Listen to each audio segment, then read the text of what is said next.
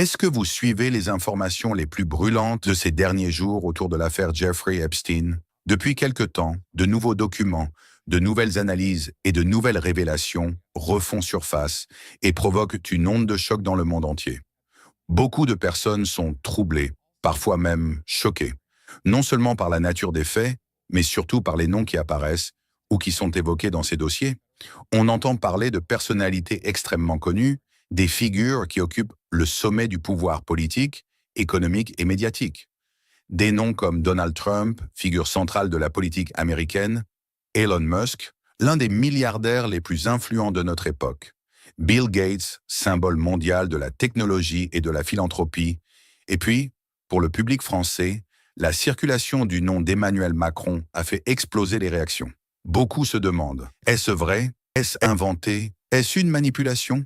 Et surtout, pourquoi ces noms se retrouvent associés, de près ou de loin, à un homme comme Jeffrey Epstein? Pourquoi parler de cette affaire sur cette chaîne? Vous le savez, cette chaîne n'a jamais été une chaîne de scandale, de buzz ou de show business. Nous ne courons pas après les tendances et nous ne cherchons pas à exploiter les drames pour faire de l'audience. Mais dans cette affaire précise, il existe un élément qui dépasse le simple cadre médiatique ou judiciaire. Un élément qui touche profondément les consciences, et en particulier les consciences musulmanes.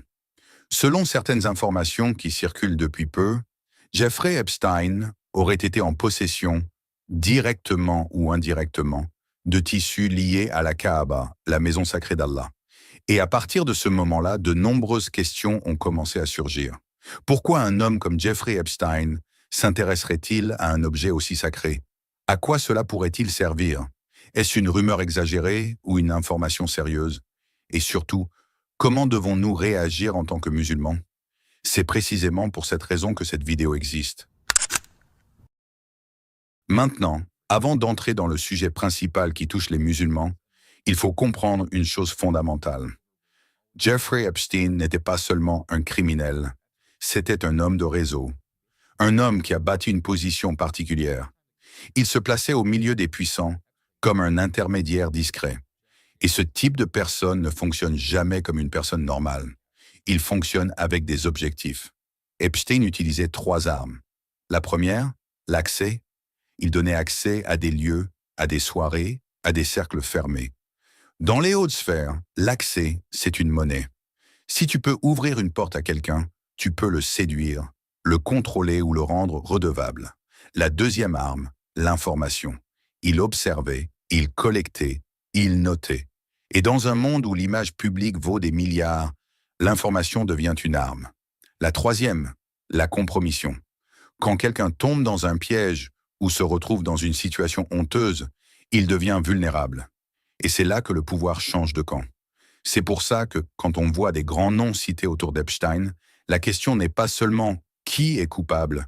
La question c'est, quelle était la nature du lien? Pourquoi Epstein approchait ces gens? Qu'est-ce qu'il pouvait gagner? Et qu'est-ce que ces gens pouvaient chercher chez lui?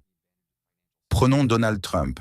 Son nom revient régulièrement dans le débat public parce qu'il a évolué dans les mêmes cercles sociaux à une époque. Dans les milieux de richesse extrême, les gens se croisent dans des événements, dans des clubs, dans des soirées.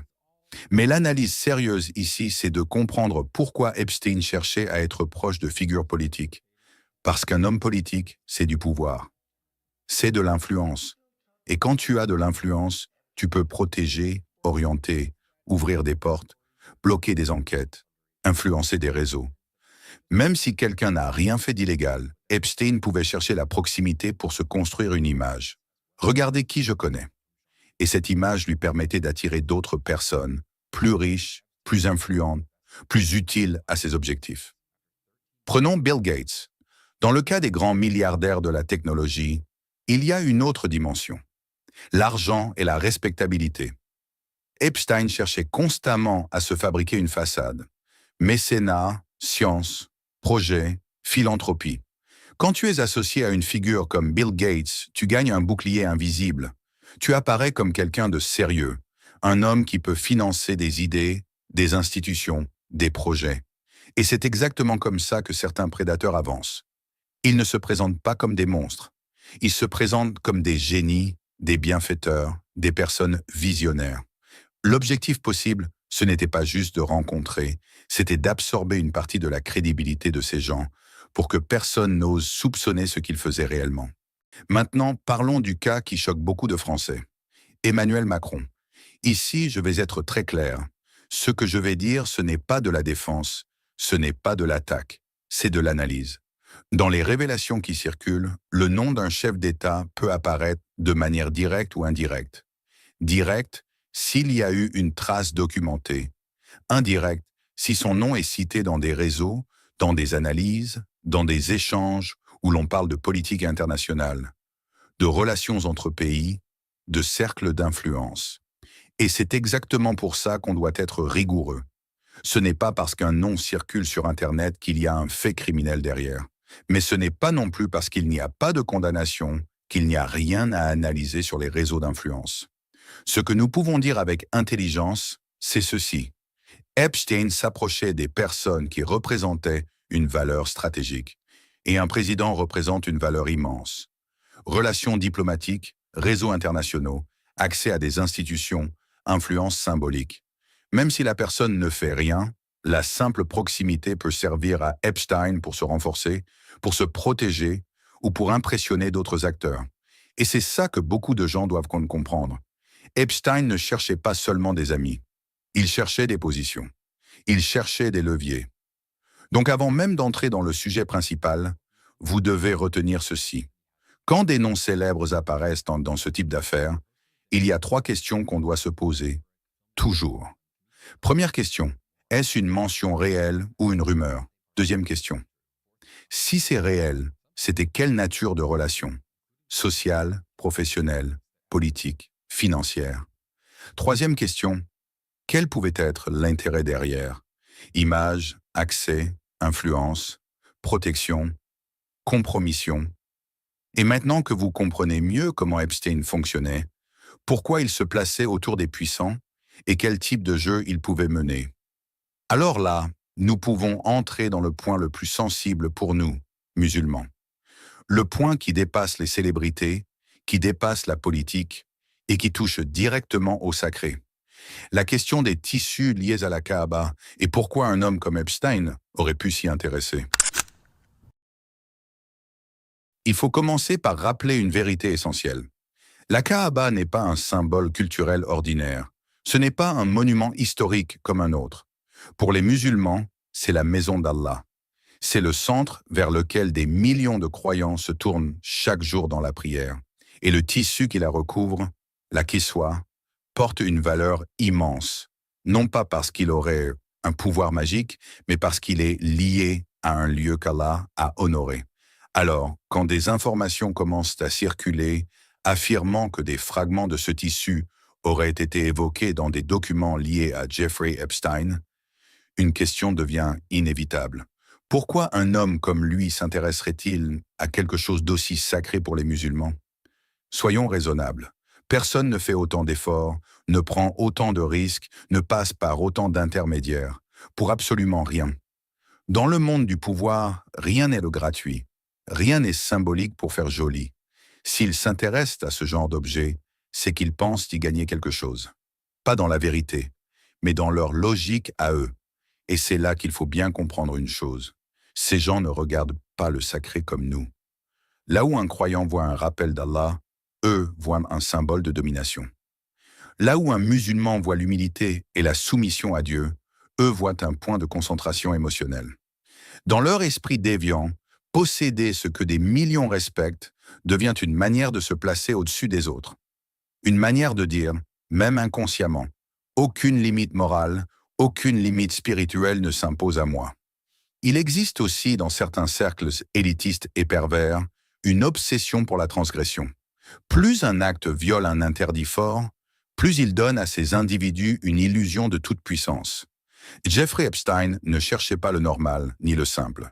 Il cherchait l'interdit, le choquant, le tabou. Toucher symboliquement à un objet sacré représente, dans cette logique, le sommet de la transgression. Ce n'est pas religieux, ce n'est pas mystique, c'est une perversion mentale. Certains de ces milieux croient également à des concepts comme les énergies, les influences invisibles, les traces spirituelles laissées par des lieux sacrés. Ce sont des croyances issues de l'occultisme et de la superstition. L'islam rejette totalement ces idées, mais eux y croient. Et ils agissent en fonction de ces croyances, non pas parce qu'elles sont vraies, mais parce qu'elles nourrissent leur sentiment de contrôle et de supériorité. Il y a aussi une dimension très concrète qu'il ne faut pas ignorer. Pour un homme comme Epstein, tout ce qui est rare, interdit, inaccessible devient un trophée.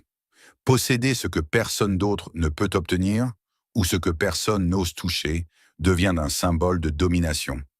Cela sert à impressionner, à attirer d'autres individus déviants, à créer une aura d'intouchabilité.